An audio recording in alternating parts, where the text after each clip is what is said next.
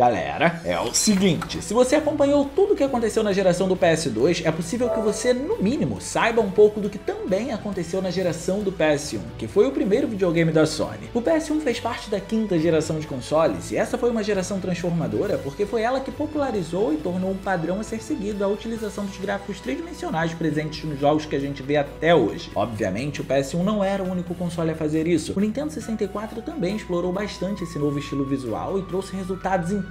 Só que a verdade é que foi o PS1 que vendeu mais e acabou se tornando uma referência naquele período. Falar do PS1 é muito importante para entender tudo que o PS2 fez, porque apesar dele ter trazido um mundo novo para ser explorado em jogos como Metal Gear Solid, usando a tecnologia em 3D, o PS2 conseguiu avançar muitos passos à frente dentro dessa tecnologia a ponto de almejar o realismo. E ter dimensão do que o PS1 fez facilita a gente entender o quão absurdo foi o avanço que o PS2 proporcionou naquele período. Só que, diferentemente de muito do que acontece hoje em dia, na época do PS2 a gente tinha desenvolvedores que não economizavam na criatividade para poder explorar a capacidade da plataforma e assim entregar resultados cada vez mais realistas. A melhor parte dessa época não era necessariamente a capacidade do console, mas sim a capacidade dos desenvolvedores. Os consoles eram apenas veículos nas mãos deles. E hoje eu vou te contar segredos que você talvez não saiba que foram usados para alcançar o realismo nessa época, que para muitos é a melhor época dos videogames até agora. E pra gente começar a ver isso, não esquece de clicar no gostei, porque isso ajuda pra caramba. E de quebra você faz a boa ação do dia e se inscreve no canal ativando o sininho das notificações para não perder os vídeos de terças e quintas às 19 horas. Eu não sei se vocês sabem, mas o PS1 foi um console altamente reconhecido pela criação de ambientes extensos e complexos para sua época. Isso, obviamente, não se deve apenas à capacidade do console, mas sim também aos jogos que estavam rodando nele. Olhar para os cenários de Metal Gear Solid mesmo hoje em dia, se a gente considerar o que os jogos faziam popularmente no console naquele período, ou seja, o que eles estavam entregando para a plataforma de maneira comum, ainda dá para dizer no mínimo que os cenários de Metal Gear eram interessantes.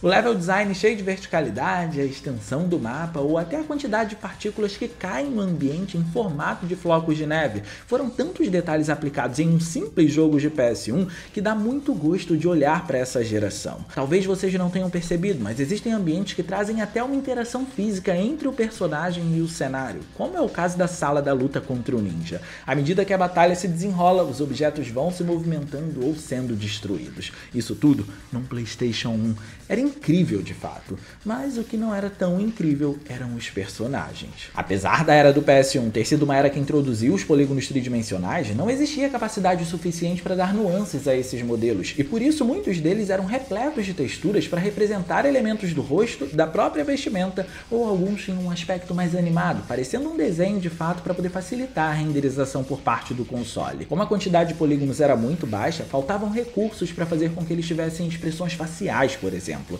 E nessa época, a dublagem nos jogos estava começando a se tornar algo comum para poder desenvolver diálogos e fazer com que a narrativa avançasse. Os personagens agora estavam passando a ter voz, mas mesmo assim, as bocas dos personagens raramente se mexiam. Só para vocês terem uma ideia, a primeira Lara Croft introduzida nos jogos da saga Tomb Raider tinha algo em torno de apenas 300 polígonos, não permitindo nem a clássica trança dela, muito menos expressões faciais. E o que é o realismo sem as expressões faciais, não é mesmo? Podemos dizer que modelo de personagem, por conta de tudo isso, é algo difícil de ser feito até hoje em dia, especialmente quando a gente considera uma estética realista. Se um modelo de personagem consegue trazer bons resultados visuais dentro de um jogo, é quase certo que o resto do game vai conseguir seguir por essa mesma linha de qualidade. Mas se o contrário acontece com esse personagem, é quase certo também que todo o resto não vai seguir um padrão visual tão bom. Hoje em dia a gente tem diversos exemplos disso, tanto do que é bom como do que é ruim. E é nessa história que o PS2 entra e consegue impressionar por todos os truques que ele conseguiu implementar. Se o PS1 introduziu um mundo explorável com profundidade e liberdade, o PS2 buscou por dar realismo dentro desse mundo. Por isso, não apenas os cenários dos jogos tiveram resultados fenomenais, mas também os modelos de personagens sofreram acréscimos drásticos. Expressão facial ou quantidade de cabelo passaram a não ser mais um problema para Lara Croft. Na verdade, tudo isso foi simples o suficiente para o PlayStation 2 resolver, a ponto de muito mais poder ter sido sido inserido em personagens como ela. Mas o exemplo de Lara ainda não é um exemplo tão realista quanto os próximos que eu quero citar para vocês, tampouco o que dribla as dificuldades de poder que estavam presentes no período do PlayStation 2. Há pouco tempo atrás eu apresentei para vocês um dos vídeos com capa de borda amarela, que são os vídeos de formato documental por aqui, em que eu tenho liberdade de tempo para poder contar tudo sobre determinado jogo, um game chamado Siren. Inclusive, conto como ele relacionou todos os seus aspectos técnicos com o realismo. Como nos vídeos de borda amarela eu tenho mais liberdade para poder desenvolver temas longos, lá eu conto toda a história de Siren e recomendo que vocês assistam. Mas aqui, nesse vídeo de borda azul, onde temos uma pegada mais objetiva e direta, eu quero explicar um pouco para vocês do que aconteceu naquele jogo para ele ter uma estética tão realista dentro das limitações do PS2. E ele é só um dos nossos alvos hoje. Forbidden Siren, assim como qualquer outro jogo da época, trazia cenários tridimensionais e fez isso muito bem. Mas devido à intensidade da trama, os personagens não podiam usar técnicas de renderização tradicionais, porque isso podia limitar o quão realista o game poderia ser. E por esse motivo, os desenvolvedores usaram truques aqui para deixá-los extremamente realistas, mesmo diante das limitações do PlayStation 2. O conceito principal era esboçar na tela o sentimento de cada personagem diante do terror que eles estavam vivendo. O personagem precisava deixar claro o que ele sentia para quem tivesse no controle dele. O jogador precisava perceber isso.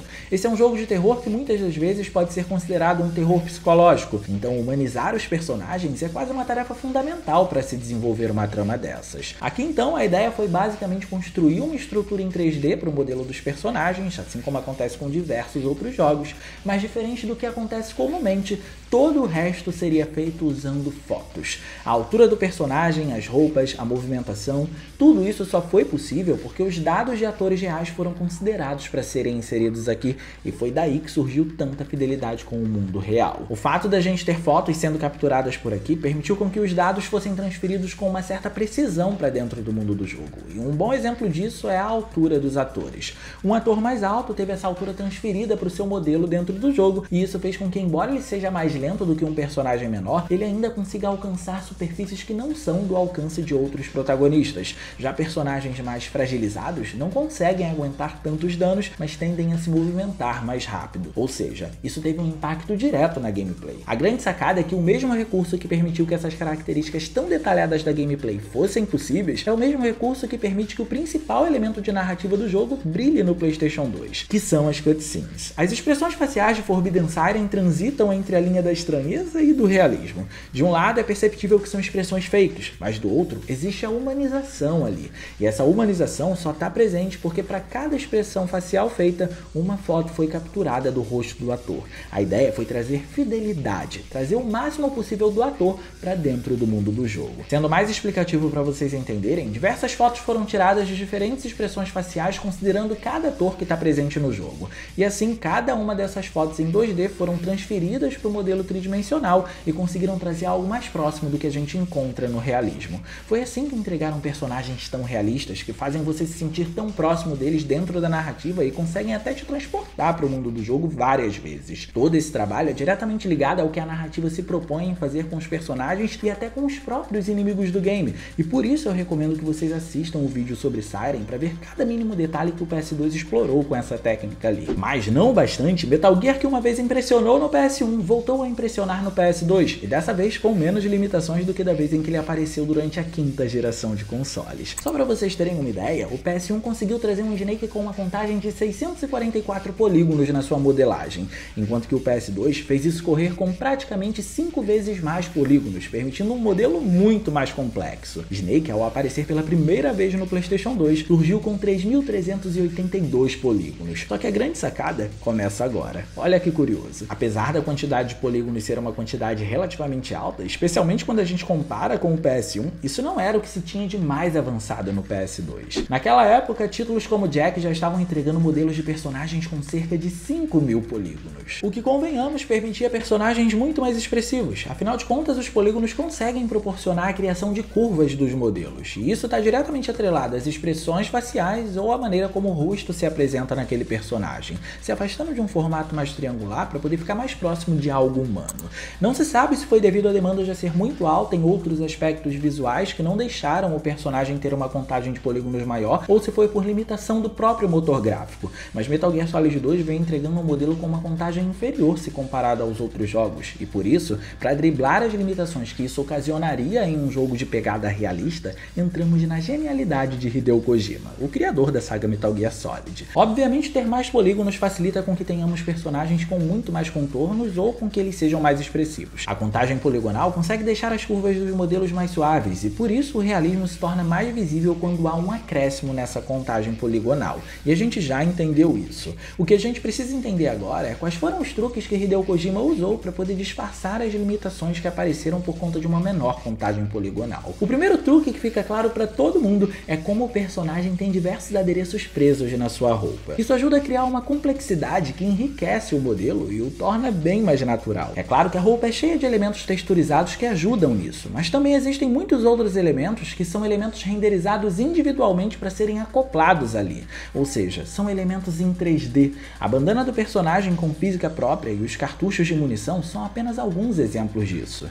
Outro truque utilizado foi na qualidade da textura com transparência para poder representar o cabelo de Snake. Existem tantas camadas de textura ali que o resultado é incrível até hoje em dia. É uma técnica bem simples e muito utilizada naquele período, mas como foi bem aplicada usando uma textura de alta qualidade, o resultado envelheceu muito bem. Nem sempre é sobre o quão avançada é a técnica, mas sim sobre como se usa ela e o quanto você investe para que ela tenha qualidade. E por fim, temos o truque que driblou as limitações das expressões enrijecidas de Snake por conta da contagem poligonal dele. Como existem poucos polígonos, ao falar, o movimento labial do protagonista é bastante simplista.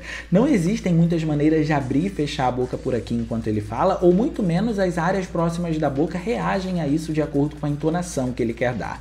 Áreas como a bochecha, por exemplo, quase não tem movimentação, digamos dessa forma. Assim, para poder fazer com que a emoção fosse passada para o jogador, Kojima concentrou toda a expressividade do personagem no olhar dele. Cada ação que qualquer personagem faz por aqui tem a sua emoção transmitida diretamente pelo olhar. A gente pode dizer, inclusive, que durante as cutscenes, as partes mais complexas dos personagens são justamente os olhos e a boca, porque são as partes que conseguem transmitir algum tipo de sentimento. No futuro, a gente foi vendo esses elementos crescerem substancialmente. Expressão facial não é algo que falta hoje em dia, e a quantidade de polígonos é comum ser alta. Personagens com 20 ou 30 mil polígonos se tornaram algo comum nas gerações seguintes. Mas ainda assim, contagem de polígonos não é garantia de realismo. Se fosse, não teríamos problemas com tantos personagens hoje em dia. Se fosse, Kojima não teria entregado um personagem mais realista que muitos outros que têm uma contagem de polígonos superior. Por isso que, mesmo que a gente tenha avançado bastante nesse quesito, parece que as trocas de gerações hoje em dia não conseguem causar o mesmo impacto que a troca de um PS1 para um PS2 causou, por exemplo. Mas deixa aqui no campo dos comentários qual é o personagem mais realista na sua opinião dentro do PlayStation 2. Eu quero saber um pouco da sua opinião sobre isso, beleza? E no mais, eu vou ficando por aqui. Eu espero muito que vocês tenham gostado desse vídeo. Se vocês gostaram, não se esqueçam de clicar no gostei, porque isso ajuda pra caramba. E de quebra você faz a boa ação do dia. E se inscreve no canal ativando o sininho das notificações para não perder os vídeos de terças e quintas às 19 horas. Minhas redes sociais vão estar aparecendo por aqui. Se vocês quiserem trocar uma ideia, eu sou todo ouvidos. Era isso, um grande abraço e a gente vai se ver na próxima.